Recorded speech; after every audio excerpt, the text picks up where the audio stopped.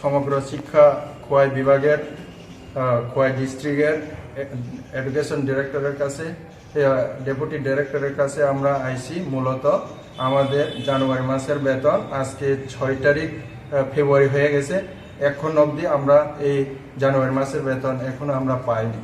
তো মূলত এই ইস্যুকে নিয়ে আমরা জেলা শিক্ষা আধিকারিকের কাছে আমরা আইসি দেখা করানোর জন্য।